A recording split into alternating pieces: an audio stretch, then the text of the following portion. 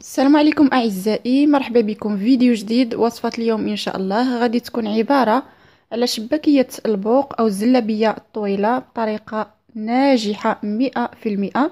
غادي نحضروها في البيت كما المحترفين. نخليكم مع المقادير وطريقة التحضير. فبالنسبة للمقادير غادي نحتاج 500 غرام من دقيق فورس، دقيق الحلويات الممتاز، ما يعادل 5 الكيسان من كأس العنبة. عندي هنا السميده رقيقه، السميده اللي كنستعملوها في الحرشه او البسبوسه. غادي نحتاج منها ملعقتان كبيرتان.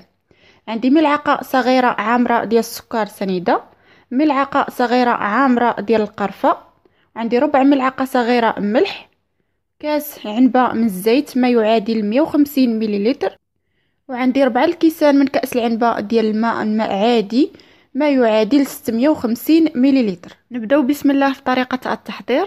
غادي ناخذ السميدة، كنجيب ملعقة كبيرة وغادي ناخذ منها ملعقتان كبيرتان، ثم كنضيف القرفة والسكر سنيدة والملح ثم الزيت، وغادي نخدمهم مزيان مع بعض حتى كيتبسس ليا الدقيق والسميدة مزيان بالزيت. بعد ما كيتبسس ليا الدقيق كيف كتلاحظوا ترمل مزيان بالزيت. دابا غادي نخليه على جنب، وغادي نجيب طنجره غادي ندير فيها الماء 4 الكيسان من كأس العنبه، وغادي نديرها فوق النار حتى كيغلى ليا الماء. بعد ما كيغلى الماء كيبانوا ليا هاد الفقاعات بداو كيطلعوا. دابا كنجيب الخليط ديال الدقيق وغادي نديرو فوق الماء،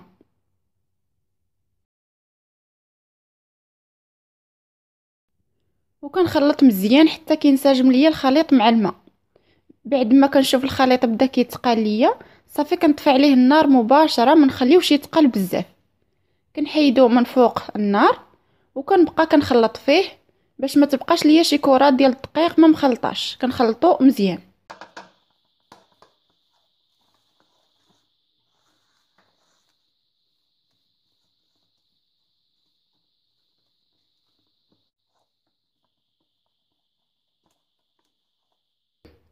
كنخلط مزيان حتى كنتاكد بان الخليط ما بقاتش فيه كويرات ديال الدقيق ما مخلطينش.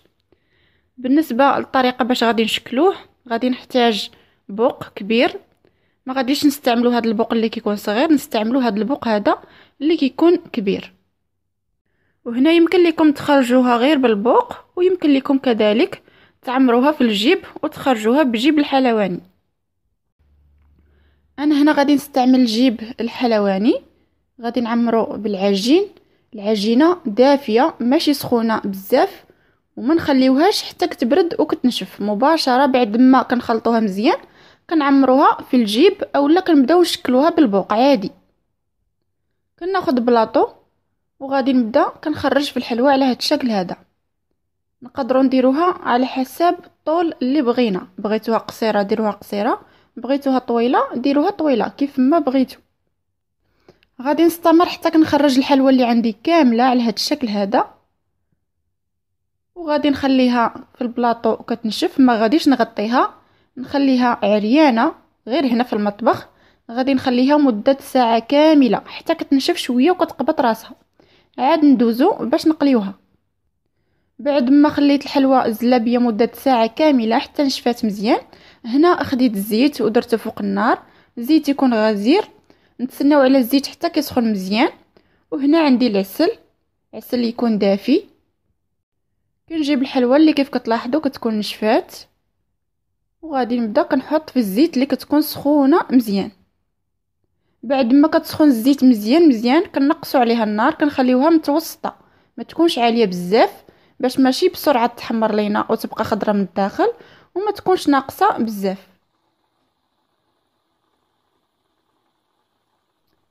نخليوها كطيب، ما نبقاوش كنقلبوا فيها كل مره باش ما نهرسوهاش. نخليوها في البلاصه ديالها حتى كتبان لينا تحمرات.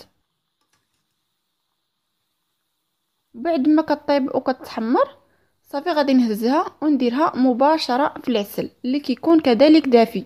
ما نخليوهاش بزاف في العسل، غير شويه صافي ونحيدوها لانها كتشرب العسل بزاف.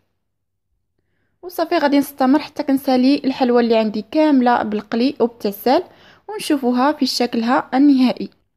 وهذا هو الشكل النهائي ديال شباكيه البوق او الزلابيه الطويله بعد ما ساليتها. هنا رشيتها بشويه ديال الجنجلان، غير حبيبات، غير شويه ماشي بزاف. تقدروا ترشوها وتقدروا تخليوها.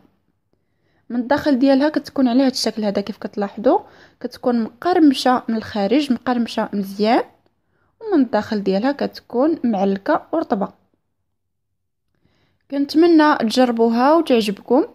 والى عجبكم فيديو ما تنساوش ديروا ليه لايك وتشتركوا في القناه اذا كنتم غير مشتركين باش دائما يوصلكم الجديد.